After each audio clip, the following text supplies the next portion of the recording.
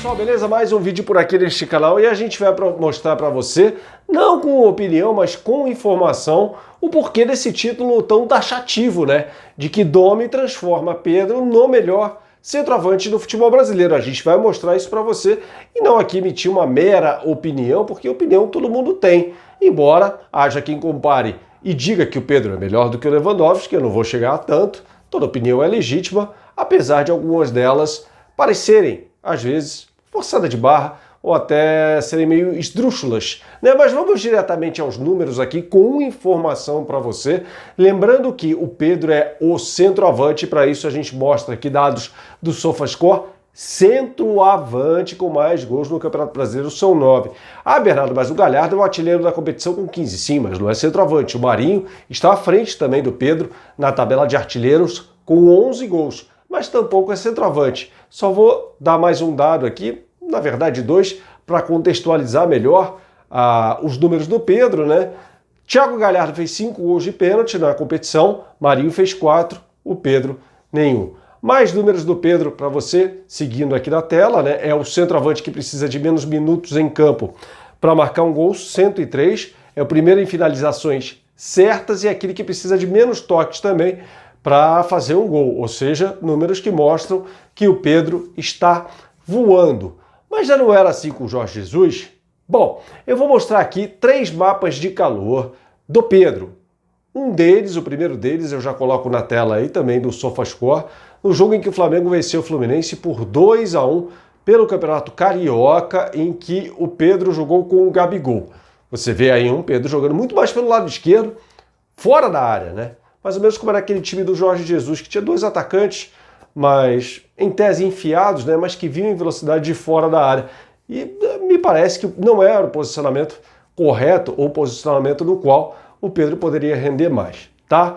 Mais um jogo aqui contra o Fluminense, agora o jogo da vitória por 1-0, que garante o título estadual ao Flamengo, em que ele joga ao lado do Bruno Henrique, né? Agora você vê aí o Pedro mais pelo lado direito, mas também sem entrar muito na área, né? Jogando, ele aparece mais atuando pelo lado direito. Agora você vai ver o que o Pedro faz nesse Campeonato Brasileiro, né? Você vê um Pedro mais localizado na faixa central do campo, saindo bastante para buscar a bola, e a gente vem falando isso sobre o Pedro desde o início da sequência dele, né?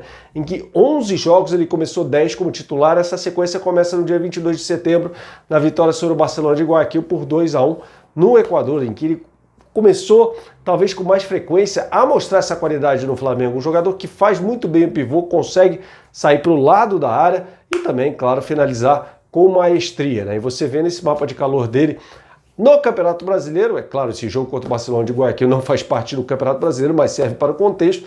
O Pedro atuando na faixa central e entrando muito na grande área, né? Então a gente vê claramente que esses números excepcionais do Pedro no Campeonato Brasileiro têm relação com as atuações dele sob a batuta do técnico Domenech Torrent, né? Então, por isso, Domi transforma Pedro no melhor centroavante do Campeonato Brasileiro, indubitavelmente, tá? É óbvio que o contexto do futebol é outro em relação a 34 anos, por exemplo.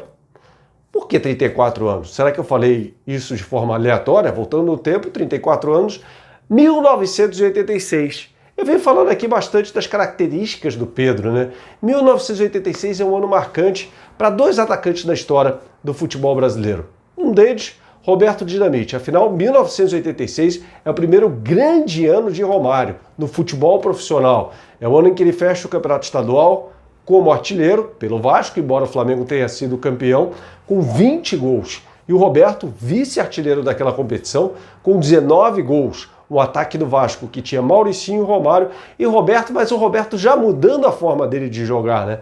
Jogando um pouco mais atrás, no meio-campo, ajudando na construção das jogadas, como um verdadeiro ponta de lança e não mais como um centroavante, né?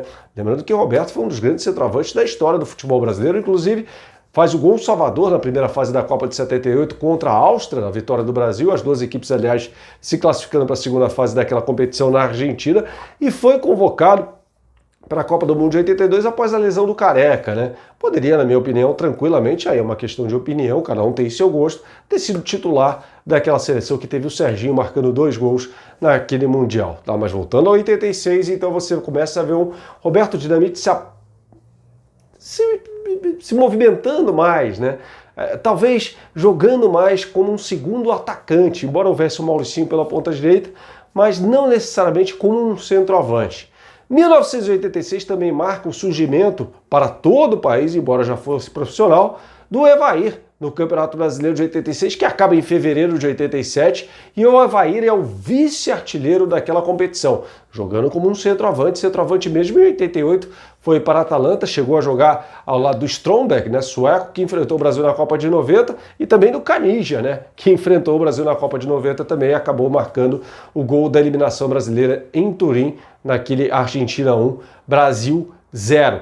O Evair, assim como o Roberto, foi um jogador que soube se adaptar também a uma nova função, né? Não mais de centroavante, mas um jogador que recuava um pouco para servir um atacante mais goleador. Acho que o exemplo mais claro é o brasileiro de 1997, né? Em que ele ajuda o Edmundo a se tornar o recordista de gols daquele Campeonato Brasileiro. Por que eu estou falando tanto sobre Evair, Roberto Dinamite?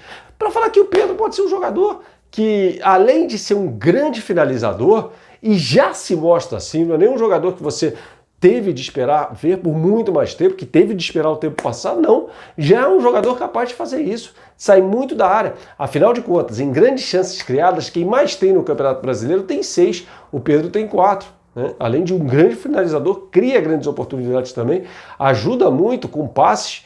Ele deu, né? Fez um cruzamento espetacular, aliás, que seria para o Vitinho no segundo tempo do jogo contra o Internacional, que acabou desviando na defesa e o Gerson cabeceou para fora. É um jogador também de movimentação, capaz de colocar os companheiros na cara do gol, como colocou o Vitinho, que driblou o goleiro Marcelo Lomba, chutou o Heitor, tirou quase que em cima da linha, o Pedro chega para chutar para o Heitor, mais uma vez salvar o Internacional. Ou seja, não é um centroavante estático, embora o biotipo até pudesse sugerir isso, né? Alto, magro, não, um jogador de extrema mobilidade, tanto que no gol do Flamengo, no primeiro, né, contra o Internacional, recebe o passe do Isla, conta com uma inteligência de movimentação também do ataque do Flamengo, principalmente do Vitinho, né, atraindo a marcação para o lado direito do ataque do Internacional, encontra um latifúndio para progredir e tocar com extrema categoria, né, no canto esquerdo do goleiro Marcelo Lomba. Ou seja, é um jogador que tem toda a condição de jogar fora da área também,